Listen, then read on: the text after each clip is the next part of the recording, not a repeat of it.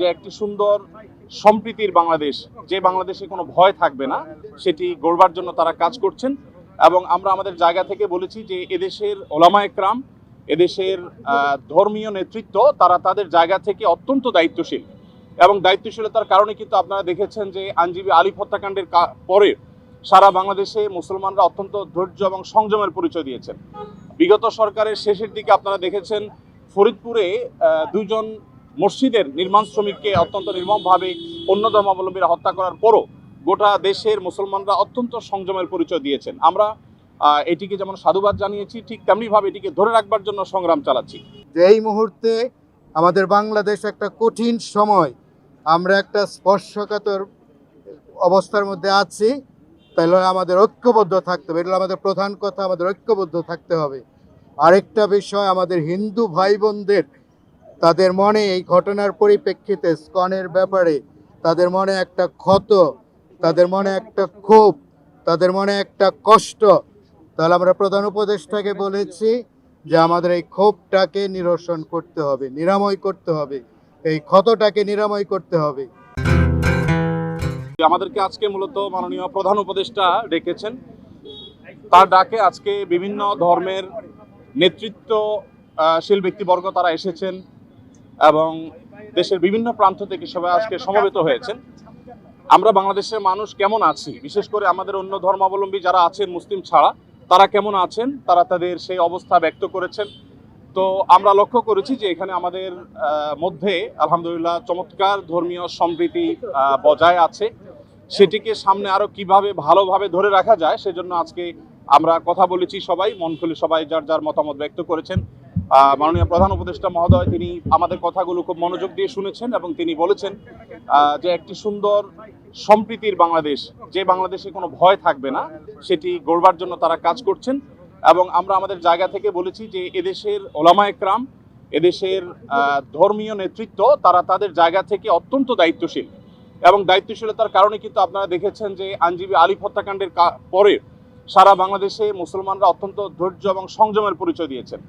বিগত সরকারের শেষের দিকে আপনারা দেখেছেন ফরিদপুরে দুইজন মসজিদের নির্মাণ শ্রমিককে অত্যন্ত নির্মমভাবে অন্য ধর্মাবলম্বীরা হত্যা করার পরও গোটা দেশের মুসলমানরা অত্যন্ত সংযমের পরিচয় দিয়েছেন। আমরা এটিকে যেমন সাধুবাদ জানিয়েছি, ঠিক তেমনিভাবে এটিকে ধরে রাখবার জন্য সংগ্রাম চালাচ্ছি।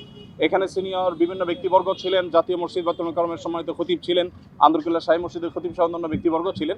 প্রত্যেকেই একই সুরে কথা বলেছেন যে আমরা সম্প্রীতির বাংলাদেশ গড়ে তুলতে চাই। বাংলাদেশের মানুষ যেভাবে ধর্মীয় সম্প্রীতির উজ্জ্বল উদাহরণ তৈরি করেছে, এটা পৃথিবীতে আসলেই বিরল।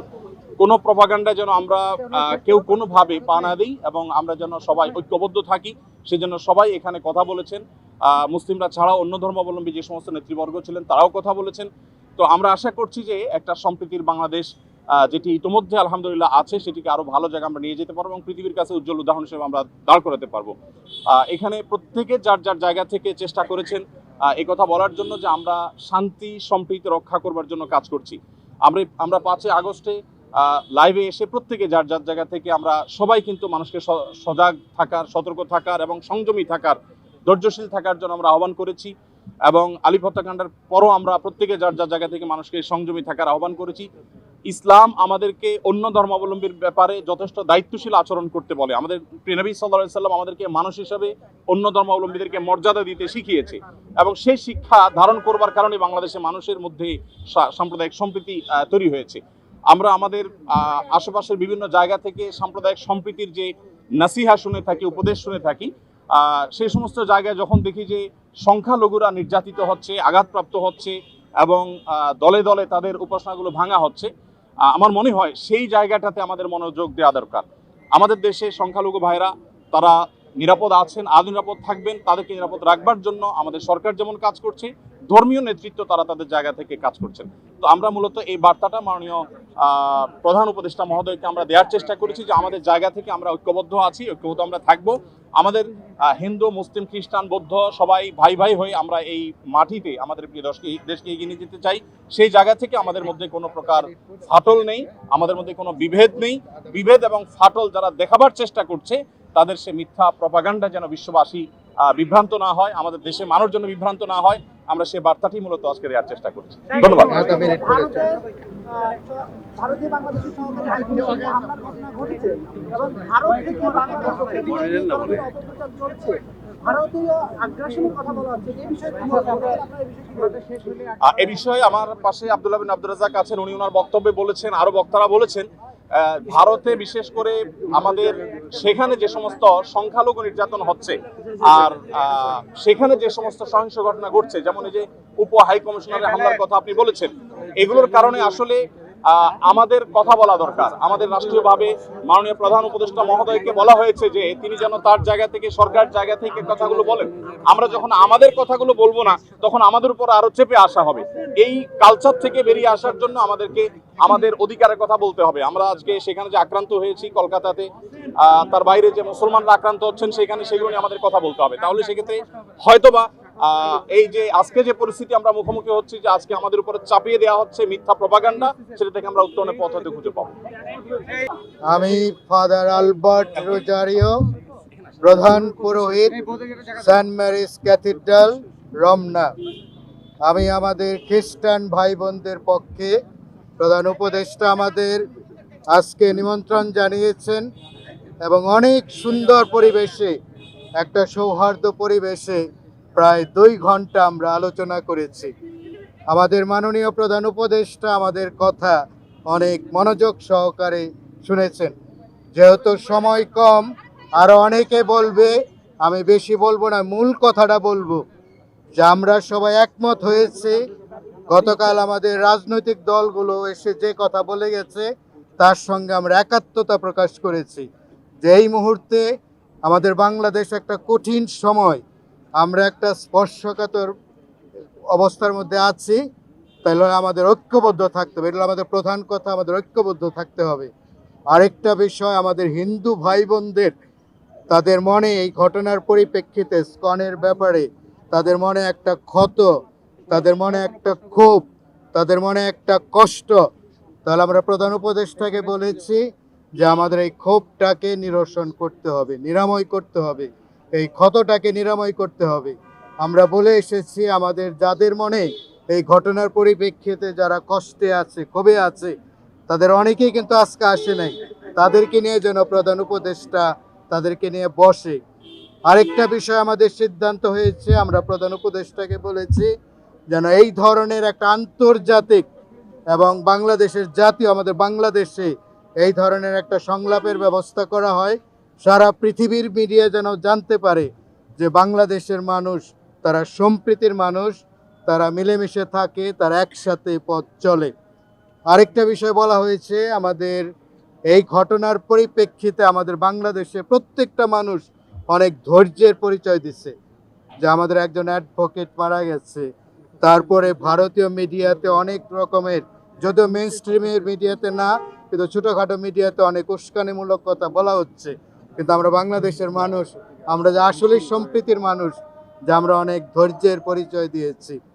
তাই আমি আপনারা মিডিয়ার ভাইয়েরা আছেন, আমাদের সেই সম্প্রীতি আমরা যেন বজায় রাখতে পারি। বারবার এই সম্প্রীতি, এই অগ্রযাত্রাটা বাধাগ্রস্ত হয়েছে, বর্তমানে যেমন হয়েছে। এবং আমাদের মধ্যে একজন খুব জোরালোভাবে বলেছে, যেটা আপনারা শুনতে আগ্রহী, যে আমাদের যে ভাই, স্কনের যে ভাই যাকে আটক করা হয়েছে, সে আইনগতভাবে যেন তার জামিনের বিষয়টা বিবেচনা করা হয়। যদি আইনে পথ খোলা থাকে, তার জামিনের বিষয়টা যেন চিন্তা করা হয়, কারণ জামিন পাওয়া এটা আমাদের অধিকার। সবাইকে ধন্যবাদ। সবাই